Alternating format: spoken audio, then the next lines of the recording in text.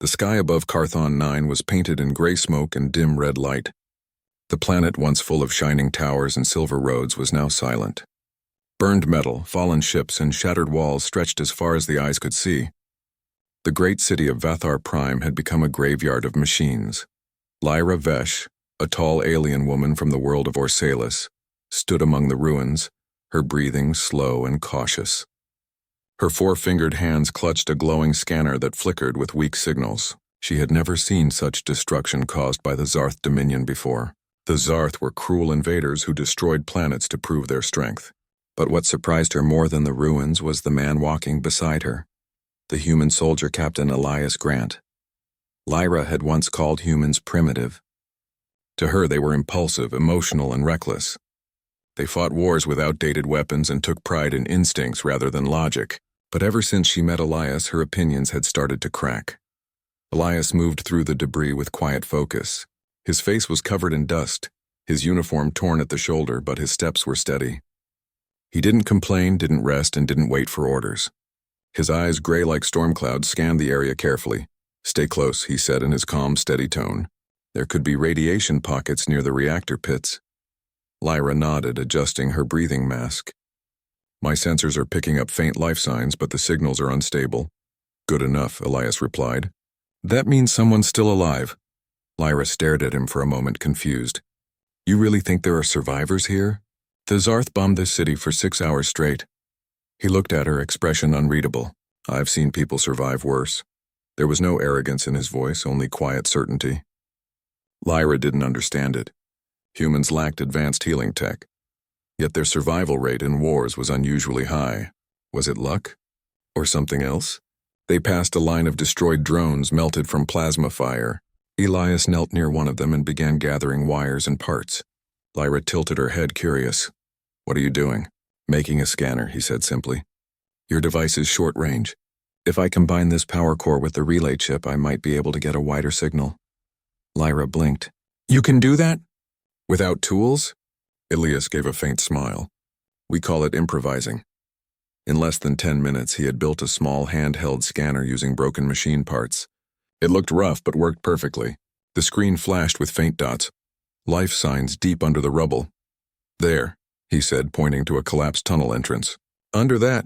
Lyra stared at him in surprise. Her kind would have needed a lab to do what he just did on the ground. She followed him as he began moving large pieces of metal. The tunnel was narrow and dark. They had to crawl through dust and ash. Lyra's translator device flickered from the interference, but she didn't stop. Elias led the way with a flashlight tied to his wrist. After a few meters, they heard faint coughing. Lyra froze. Someone was alive. Elias moved faster, his movements urgent but careful. He cleared the path with his bare hands, ignoring the sharp edges of the metal. Lyra helped, using her energy tool to melt through a thick beam. Finally, they found them. 3 survivors, 2 women and a child, trapped in a small pocket of space under the ruins. The air inside was thin. Elias handed his oxygen canister to the child without hesitation. "You need this more than I do," he said softly. Lyra's heart twisted. The humans she knew on the research station were loud and arrogant. But this man was different. Even in danger, he thought of others first. She scanned the survivors and frowned. "Their condition is critical. The nearest ship is 2 kilometers east. We won't make it on foot." Elias stood and looked around. "Then we find another way." He opened a small case from his belt.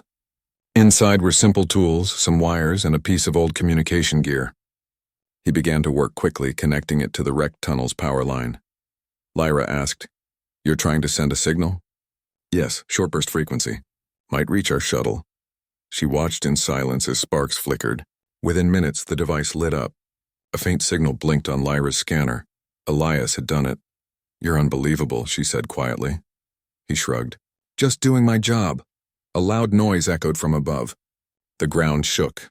The Zarth were still near, scanning the area with their patrol drones. Elias motioned for everyone to stay quiet. The group hid behind a fallen beam as red searchlights passed over them. Lyra held her breath. The child whimpered softly, and Elias gently placed a hand on his shoulder to calm him. His steady gaze reassured them all. When the noise faded, Elias whispered, "We move now. quietly. They crawled out through another tunnel, guided by a scanner. The journey was slow. Lyra's muscles ached, and the heat from broken reactors made the air heavy. But Elias never stopped moving. Finally, they reached the surface, a plateau of cracked stone overlooking the ruined city. Their shuttle landed nearby, drawn by the weak signal Elias had sent. Relief flooded Lyra's chest. As the survivors were loaded onto the craft, Lyra turned to Elias. His uniform was torn even more now, his hands bleeding slightly from the sharp metal, but he didn't seem to notice. He just stood there watching the horizon where black smoke rose. Lyra walked up beside him. "You risked your life for people you didn't even know." He looked at her with calm eyes. "That's what we do," she tilted her head. "We, humans?" "Yeah," he said. "Doesn't matter how bad things get, we don't leave anyone behind." Lyra fell silent. The simplicity of his words struck her harder than any speech could. Her species valued logic, data, and calculation, but humans seemed to live by something deeper, something that couldn't be measured by science. As the shuttle lifted off, Lyra sat near the window, looking down at the burning city. Her mind was full of questions she couldn't answer. Why did humans care so deeply? Why would they fight for strangers, even when the battle was already lost? When they reached orbit, Elias finally sat down, exhaustion clear in his posture, yet his eyes still carried that same quiet fire. Lyra wanted to say something, but she didn't know what. Instead, she watched him patch the wounds on his hand with a torn piece of his uniform. No complaint, no self-pity, just calm determination. In that moment, Lyra realized something important. Humans weren't driven by logic alone. They were driven by hope, a kind of strength no machine or advanced species could copy. Later, as the survivors rested and the shuttle drifted among the stars, Lyra opened her data tablet and began to record her thoughts. Observation. The human named Captain Elias Grant displays unusual emotional endurance. Despite exhaustion, injury, and lack of equipment, he continued to lead and protect others. There is a strange connection between human empathy and resilience. Perhaps what I once called primitive is, in truth, a form of strength. She stopped writing for a moment, glancing at Elias. He had fallen asleep in his seat, head tilted to one side, the faint light of the stars reflecting on his face. Lyra smiled slightly. "Maybe being primitive," she whispered softly, "means being something more, outside."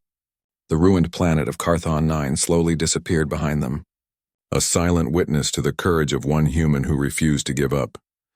And somewhere deep inside Lyra Vesh, a spark of understanding began to grow, a spark that would soon change her view of humanity forever. The sky of Carthon 9 turned pale as the twin suns sank below the horizon.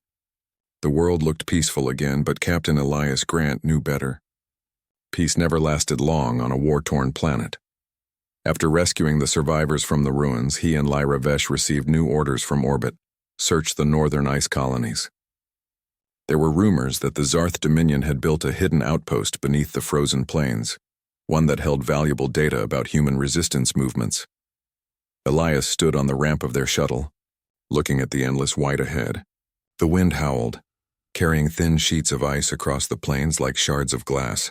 Lyra adjusted her thermal gear, her alien eyes glowing faintly in the cold light. "This region is dangerous," she said, her voice steady but uncertain. "The magnetic storms will break all long-range signals. Even our navigation might fail." Elias gave a short nod, tightening the strap of his pack. "Then we'll go old school. Compass, footprints, and instinct." Lyra raised a brow ridge. "You trust instinct more than instruments?" He smiled faintly. "Sometimes yes." "Instinct doesn't freeze." She didn't answer, but part of her wanted to understand how someone could rely so much on something so human. They set off into the snow, two small figures swallowed by a vast white storm. Their boots crunched over the ice, each breath forming clouds that vanished in the wind. For hours they walked, guided only by the weak pulse of Elias's wrist compass and the faint outline of mountains far to the north. When night fell, they found shelter inside a hollow ice cave. Lyra set up a heat beacon while Elias unpacked a small tent made of reflective material. He worked quickly, hands red from the cold but steady. Lyra watched him. "Your body temperature should have dropped below safe levels by now." "Humans are not built for this environment," Elias chuckled. "We're not built for most places, but we manage anyway." She tilted her head. Why? What drives you to keep going when logic says to stop? He looked up at her, his breath forming a small cloud. Because someone has to, those words again. Simple but powerful. Lyra didn't understand why they struck her every time. Later that night, the storm outside grew stronger. The wind screamed against the cave walls. Lyra's sensors began picking up faint signals under the ice, strange energy readings too rhythmic to be natural. Elias, she said, checking her screen. There's something below us, about 30 meters down. Possibly an energy core or a base, Elias finished, standing up. Let's find a way in. They followed the readings to a narrow crack in the ice. With careful effort, Elias widened the gap using a plasma cutter. Cold air rushed out, mixed with faint traces of ozone. A hidden tunnel stretched below, glowing faintly with blue lights. Lyra looked surprised. They built this under the glacier. That's why no one could find it. Elias climbed down first. Guess we found it now. The tunnel was long and silent. Walls of smooth metal reflected their flashlight beams. Strange alien writing glowed faintly near the floor. As they moved deeper, they heard the faint hum of engines and voices echoing in the distance. When they turned the corner, Lyra gasped. Through a transparent wall, she saw dozens of human prisoners locked in glass cells. They were thin, cold, and barely conscious. Machines were drawing energy from them, testing, measuring, studying. Lyra's stomach twisted. They're experimenting on them. Elias's jaw tightened. His hands curled into fists, but his voice remained calm. Then we end this. She expected him to rush in recklessly, but he didn't. Instead, he studied the room carefully, watching the guards, counting cameras, noting patterns. Then he began collecting small metal scraps from the floor. What are you doing? She whispered. Setting up distractions, he replied. If we hit their power supply first, the lights go out. Then we free the prisoners, Lyra frowned. You think we can fight them all? There are at least 20 soldiers. He looked at her, eyes steady. I don't need to fight them all. I just need to make them afraid. There it was again, that quiet fire inside him. Not rage, not hatred, but something deeper. Lyra could feel it like heat in the air. She had seen warriors from many species, but none carried this kind of energy. Humans burned from the inside. When everything was ready, Elias placed a small explosive on a power conduit. He nodded to Lyra. On my mark. Ready, she whispered. He pressed the trigger. The lights flickered, then died. Sirens wailed. Red alarms flashed across the hall. Confused voices shouted in the darkness. Elias moved like a shadow. He slipped between guards, using their confusion to his advantage. A quick strike here, a tripwire there, every move clean, fast, and silent. Lyra used her tech to disable the cell locks. The prisoners stumbled out, weak but alive. One guard spotted her and raised his weapon. Before he could fire, Elias appeared, tackling him to the ground. He disarmed the alien and stunned him with his own weapon. Then he turned to the frightened prisoners. Follow the lights, he said, pointing to the emergency exit he had already mapped in his head. Stay low and keep moving. Lyra guided them out while Elias covered the rear. More guards appeared, firing energy bolts down the corridor. Sparks rained from the ceiling. Lyra ducked behind a wall. We're outnumbered. Elias grinned. That just means they're in the wrong place. He pulled out a small metal sphere from his pocket, a flash grenade. He rolled it into the hallway. It exploded in a burst of white light, blinding the guards. Then he moved again, fast as lightning. Lyra could barely follow his movements. The battle was short but intense. Within minutes, the guards were down and the base alarms had gone silent. The prisoners were safe, huddled near the ice tunnel. Lyra turned to Elias, breathing heavily. You could have been killed. He wiped frost from his hair and smiled faintly. Could have. But then who would have helped them? She stared at him, speechless. There was no pride in his words, no show of heroism, just calm certainty. He didn't do it for glory. He did it because it was right. As they climbed out of the tunnel, the sky began to glow faintly with the light of dawn. The snow sparkled like crushed glass. The rescued humans gathered near the shuttle, shivering but alive. Lyra checked her scanner. The Zarth will return. We should leave before they send reinforcements. Elias nodded, but his eyes were distant, focused on the horizon. We will. But not before we make sure they can't use this base again. He went back inside the tunnel with a pack of explosives. Lyra wanted to stop him, but she could see in his eyes that it was already decided. Minutes later, the ice planes shook as the base exploded from below. A column of blue fire rose into the sky, then faded into falling snow. The Zarth outpost was gone, erased completely. When Elias returned to the shuttle, his uniform was torn, his face marked with frost, but his expression was calm. Lyra met his eyes. "You destroyed it," she said softly. "Everything they built." He nodded. "They'll build again somewhere else. But now they know we're not easy prey." Lyra looked at him for a long moment. "You risked your life again. For people who aren't even part of your crew." Elias sat down, leaning back against the cold metal wall. "Doesn't matter whose crew they are. They're people." That's enough. Lyra didn't know what to say. Her kind would never risk themselves for strangers. But humans, they were different. They carried something in their hearts that no machine or empire could destroy. As the shuttle rose into the gray morning sky, Lyra glanced at Elias. His eyes were closed, but there was a faint smile on his face. Despite everything, he looked peaceful. She turned her gaze to the icy world below, thinking quietly. Fire beneath the ice. That's what he is. A fire that refuses to die no matter how cold the world becomes. The stars reflected in her eyes as the shuttle disappeared into the clouds, carrying with it the strange, unbreakable spirit of humankind. The snowstorm had ended, leaving the northern plains silent once again. The wind had died, and the twin suns of Carthon 9 peeked over the horizon, spreading soft golden light across the frozen ground. The battle was over, and the hidden Zarth base was gone. Smoke still rose from the cracks in the ice where the fire had burned through. Captain Elias Grant stood beside the shuttle, his breath forming faint clouds in the cold air. His hands were wrapped in rough bandages, and his uniform was torn and stiff with frost, but his eyes were calm. He had done what he came to do. Lyra Vesh watched him from a few steps away. She had seen many soldiers in her life. Her people, the Orsalas, were famous for their intelligence and discipline, but none of them were like him. There was something strange about the way humans carried pain, as if they accepted it but never surrendered to it. Nearby, the survivors from the Zarth base sat huddled around a small fire. They were weak and cold, their faces pale. Elias moved among them quietly, helping where he could. He gave away his thermal blanket to a shivering woman, handed his ration bar to a young boy, and checked the wounds of a wounded miner with gentle care. Lyra walked closer. "You should rest. Your injuries haven't healed, and your body temperature is dropping." Elias smiled faintly. "I'll rest when they're safe." She sighed softly. "You humans are difficult to understand." He chuckled lightly. "You're not the first to say that." Lyra sat beside him, her eyes on the flickering flames. "Your people fight hard even when the odds are against you. But you also show compassion even to your enemies." "Why?" Elias poked the fire with a metal rod. Sparks flew upward. "Because mercy is what makes us human. If we lose that, we lose everything." His words lingered in the cold air.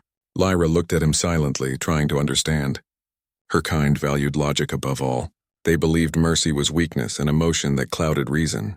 But watching Elias, she began to doubt that belief. After a while, a faint sound broke the silence. Metal scraping against ice. Everyone turned their heads.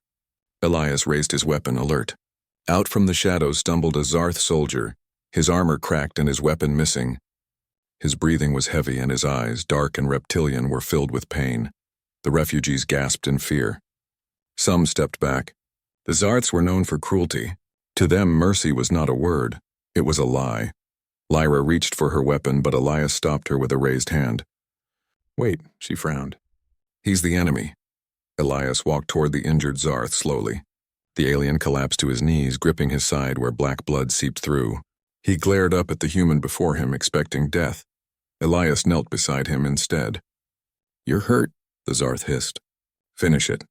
"Do what your kind always does." Elias shook his head. "I'm not here to kill the wounded." He opened his field kit and pulled out a small med patch. Lyra's eyes widened. "You're helping him?"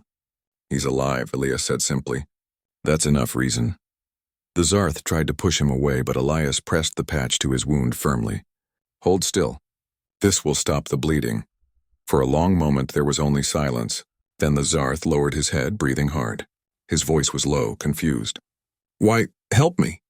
"I would not do the same." Elias looked at him quietly. "Maybe one day you will." Lyra stood frozen, unable to speak. Everything about this went against her training, her culture, and even her sense of survival. Yet something in her heart stirred, a feeling she couldn't name. After stabilizing the wounded alien, Elias turned back to Lyra. "Help me get him to the shuttle. He needs medical treatment. You're taking him with us? Would you rather leave him here to freeze?" She hesitated, then sighed. "You're impossible." But she still helped. Inside the shuttle, Elias made a space for the Zarth and wrapped him in a thermal sheet. The alien stared at him with disbelief, too weak to resist. Lyra watched silently from the other side. When night fell, everyone rested. The survivors slept in the back of the shuttle, the Zarth breathing weakly near the wall, and Lyra sat across from Elias. He looked exhausted, but there was a calmness in him that seemed unshakable. She finally asked, "Do all humans act like this?" Elias looked at her with a faint smile. "No, some do worse. Some better. But we try. That's what matters." Lyra thought about his words for a long time. The concept of trying without guarantee of success was foreign to her. Her species never did anything without certainty, yet humans seemed to live their entire lives that way, struggling, failing, trying again. The next morning the sky was clear, and the suns glowed softly on the snow. The refugees were ready to be transported to the orbiting medical ship. As they loaded supplies, Lyra noticed the Zarth watching them quietly. His wound had begun to heal. When the shuttle engine started, the alien spoke in a low voice. "Human," Elias turned. "Yeah," the Zarth hesitated. "You saved me. I don't understand." "You don't need to," Elias said. "Just remember it." The alien's expression softened for a moment, just a flicker. But it was there. Once the refugees were safe aboard the medical ship, Lyra stood beside Elias near the airlock window, watching the ice plains below. "You changed him," she said. Elias shook his head. "Maybe. Or maybe I just gave him something to think about." Lyra looked at him. "You carry mercy like a burden," he smiled. "It is a burden, but a good one." She thought about that as the ship moved through the thin clouds. The Orsalis didn't believe in burdens. They believed in perfection. Yet here was a man who carried pain, guilt, and responsibility as if they were part of him, and somehow it made him stronger. Later, as they prepared for the next mission briefing, Lyra began writing in her data log again. Her hands trembled slightly as she recorded her thoughts. Observation: human emotion remains unpredictable. Captain Elias Grant shows compassion even toward the enemy. Such actions defy logical sense yet produce unexpected outcomes: peace, trust, and transformation. It appears mercy may hold power that reason alone cannot explain. She paused and looked at Elias. He was checking his weapon, repairing it with quiet focus. His movements were precise, but his eyes carried a softness that didn't match his uniform. Lyra saved her report and set the tablet aside. "Elias," she said softly. He looked up. "Yeah? I used to believe emotion made species weak," she admitted. "Now I think maybe it's what makes them real." He gave her a small, knowing smile. "Took me years to learn that myself."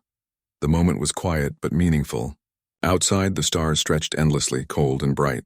Inside the shuttle, the warmth of understanding filled the silence between two very different beings who had begun to see each other not as alien and human, but as equals.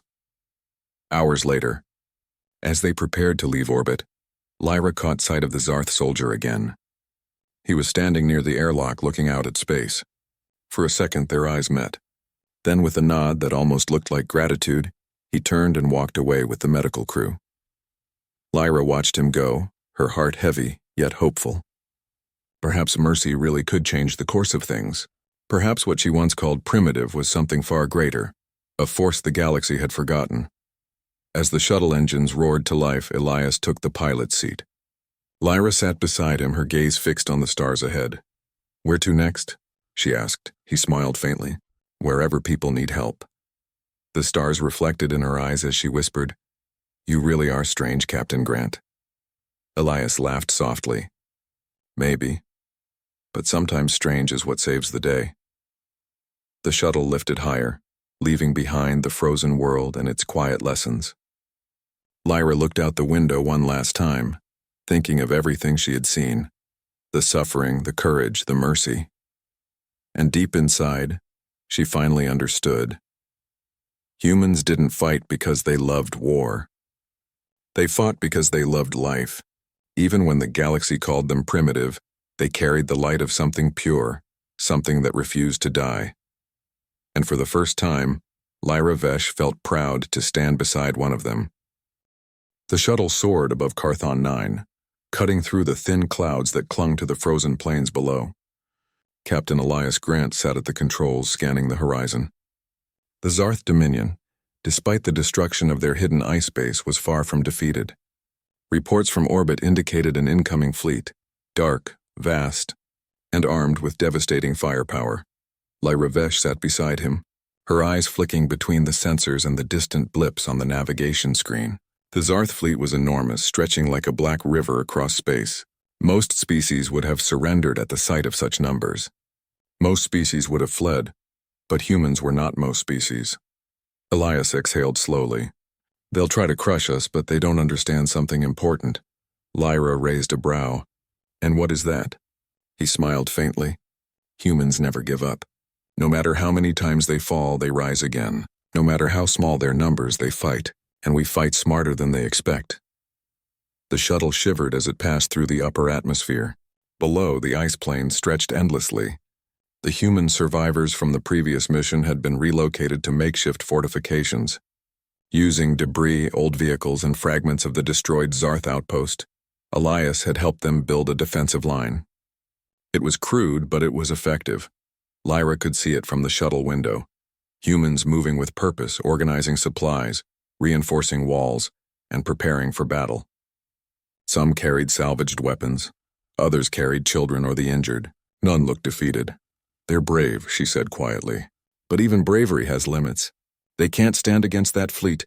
Elias turned his gaze to her, calm and steady.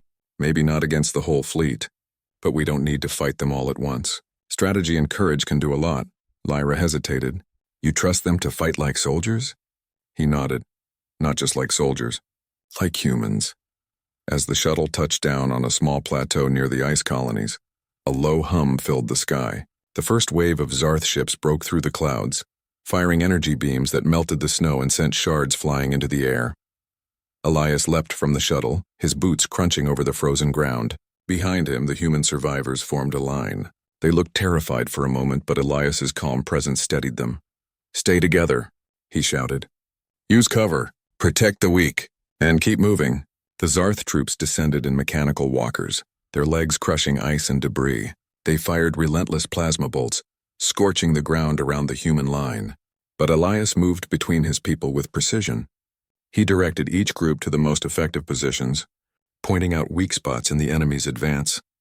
Lyra fought alongside them, using her advanced equipment to disable enemy scanners and provide temporary shields for the humans. Yet even with her technology, she couldn't keep up with Elias's energy, his speed, his ability to predict what the Zarth would do next. One of the mechanical walkers stomped toward a group of civilians carrying supplies. Elias didn't hesitate. He climbed atop a jagged piece of ice and used a magnetic pulse to disable the walker's leg joints. It fell with a deafening crash, throwing sparks and frozen debris into the air. Lyra's eyes widened. You did that with your hands? No weapons? He grinned. Sometimes you don't need weapons.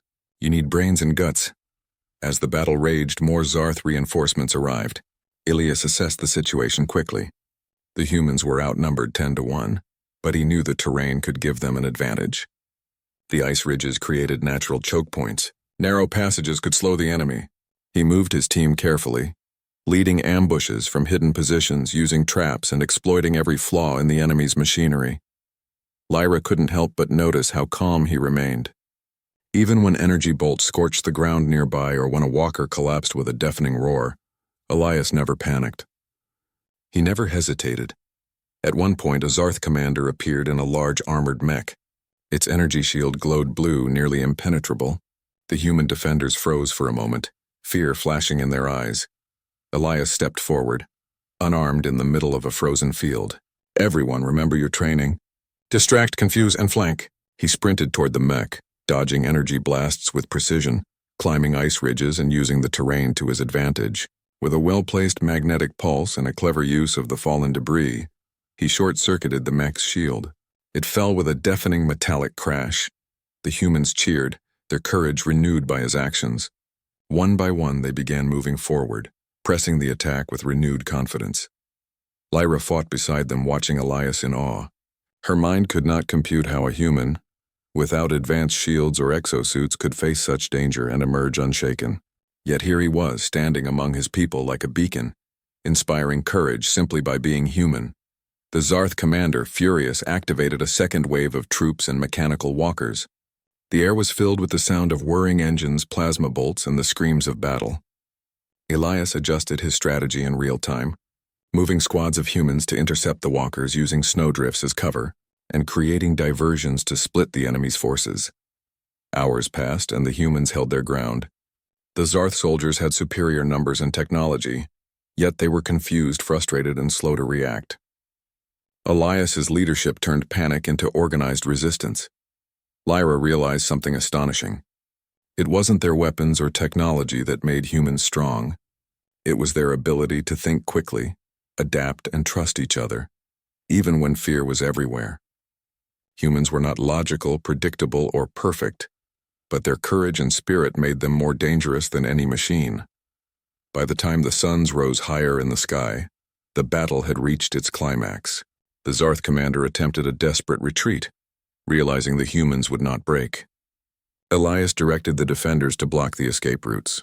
Using simple traps and clever maneuvers, the humans forced the enemy to flee, abandoning some of their walkers and equipment. When the last Zarth mech disappeared over the horizon, silence fell across the ice plains. Smoke rose from the ground, mixing with the mist from the snow. The human defenders cheered, some collapsing from exhaustion, others hugging one another in relief. Elias stood atop a ridge, surveying the battlefield. His uniform was torn, his face streaked with frost and grime, yet he remained upright, calm, and proud. Lyra felt a surge of awe. "You did it," she said softly. He turned to her, eyes steady. "We did it. They underestimated humans. That was their mistake." Lyra shook her head, unable to find words. She had witnessed bravery, strategy, and leadership beyond what she thought humans were capable of. They had survived against impossible odds, not because of technology, but because of their spirit. The survivors gathered around Elias, their gratitude and relief clear. Children clung to his legs, while adults bowed their heads in respect. He moved among them with quiet patience, helping the wounded, encouraging the frightened, and offering warmth where it was needed most. Lyra watched silently, her heart heavy with admiration. Humans carried burdens that no other species could bear, not just the weight of survival, but the responsibility of mercy, hope, and courage. Later, as they returned to the shuttle, Elias took a moment to look at the icy horizon. "They'll rebuild somewhere else," he said quietly. "We can't stop them forever, but for now we made a difference." Lyra nodded, thinking about his words. She realized that human strength was not measured in numbers, technology, or firepower. It was measured in heart, will, and courage. As the shuttle lifted off the frozen plains, Lyra made a note in her data log. Observation: Captain Elias Grant demonstrates leadership and bravery that defies conventional logic. Humans can adapt, endure, and inspire hope where all else fails. Their courage is contagious, and their will to survive is unmatched. The Zarth Dominion has learned today that humans are not to be underestimated. She glanced at Elias, who was already checking instruments for the next mission. His calm, focused presence seemed effortless, yet she knew it was born from experience, instinct, and an unshakable belief in humanity. Lyra allowed herself a small smile. Perhaps the humans truly were more than what she had once thought, more than primitive. Perhaps they were the spark that the galaxy had forgotten, the force that refused to die. And as the shuttle disappeared into the thin clouds above Carthon 9, Lyra made a silent promise. She would remember this day, this lesson, and this human captain. For the first time, she understood that courage and mercy, combined with determination, could shape the course of history. The shuttle drifted above the icy plains of Carthon 9, leaving behind the smoldering remains of the Zarth Dominion's hidden base. Below, the snow reflected the early light of the twin suns, sparkling like frozen diamonds. The battlefield was quiet now, but the events of the past hours weighed heavily on everyone who had survived. Captain Elias Grant sat quietly in the cockpit, his hands resting on the console. His face was streaked with frost and dust, but his expression was calm, as though nothing could disturb him. Around him, the human survivors tended to each other, distributing food, water, and warmth. Children clung to adults still shivering, but their eyes were bright with relief and wonder. Lyra Vesh watched silently from across the shuttle. Her mind was still racing. She had seen courage, leadership, and strategy in countless species, but humans were different. They did not rely on the most advanced weapons, the strongest armor, or the cleverest tricks. They relied on their hearts, their will, and their determination. A faint alarm sounded, reminding them that danger could return at any moment. Lyra glanced at the sensors. The Zarth fleet had not given up. Smaller patrols were already scanning the northern region looking for survivors. Elias noticed her glance. "They'll be back," he said calmly. "But we've made a mark. They know humans are not easy prey. That knowledge changes everything." Lyra hesitated. "Do you really believe that a single victory against such overwhelming forces can make a difference?" Elias's eyes met hers, steady and unwavering. "It's never a single victory. It's every choice, every act of courage, every life we save. That's how humans change the world, one step at a time." She thought about the prisoners they had rescued from the ice base, the civilians they had protected, and even the wounded Zarth soldier who had survived because of Elias's mercy. Every life mattered to him. Every act of bravery was measured not in glory but in the protection of others. The shuttle slowed as it approached a small orbital station, a medical outpost where the survivors would be cared for. Elias helped the civilians aboard first, ensuring each one was safe, warm, and attended to. Lyra followed, assisting with medical scanners and monitoring life signs. When the last of the humans had been secured, Lyra turned to Elias. He was now tending to the Zarth soldier, gently cleaning the wounds and adjusting the bandages. The alien watched him silently, still confused, still trying to understand why the human would show him mercy. "Why do you continue to help him?" Lyra asked quietly. Elias looked up, faint frost still on his hair. "Because he is hurt and I can help him. That's all it takes. Everyone deserves a chance to survive, even enemies. If we do not offer that chance, then what makes us better than those who hurt others without reason?" Lyra thought about his words. Her people had always believed that mercy was weakness. Logic demanded that enemies should be eliminated, threats removed. But humans, Elias in particular, measured strength not just in victories but in compassion. The shuttle docked with the station. Medical personnel quickly moved in, taking the rescued humans and the Zarth soldier for treatment. The air was filled with quiet conversation, shuffling footsteps and soft hums of machinery. Elias stepped back, allowing the medics to work, but he remained alert, scanning the horizon and the surrounding area for any further threats. Lyra watched him, her mind turning over everything she had witnessed. The humans on this mission had survived impossible odds. They had fought against machines far superior to themselves, endured the cold and exhaustion, and still found the courage to protect others. And through it all, Elias had been their anchor. She pulled out her data tablet and began writing again, her fingers moving swiftly across the interface. Observation. The human named Captain Elias Grant demonstrates qualities that surpass logical explanation. He leads, protects, and inspires even in the most dangerous circumstances. Humans display resilience, empathy, and courage simultaneously. These traits, while emotional, produce tangible outcomes: survival, unity, and unexpected triumph. Humans cannot be measured solely by technology or power. Their true strength lies in their spirit. As she wrote, she glanced up at Elias, who was now speaking quietly with the Zarth soldier. Lyra could see the alien's eyes beginning to change, a mixture of disbelief, understanding, and something that might be gratitude. The shuttle commander called for everyone to prepare for departure from orbit. Supplies had been loaded, survivors secured, and medical personnel ready for transport. Elias stood near the controls overseeing the preparations, but his attention always returned to the humans and the alien he had saved. Lyra approached him again. "You have given them hope," she said softly. "Not just the humans, but even your enemy." Elias looked at her, faint smile touching his lips. "Hope is stronger than fear. If you give someone hope, they fight harder, survive longer, and maybe they even change. That's how humans survive wars, empires, and impossible situations. And sometimes, the change spreads farther than we can see." Lyra absorbed his words, thinking of the countless worlds the Zarth had conquered, the lives they had destroyed, and the stubborn determination of humans that refused to be crushed.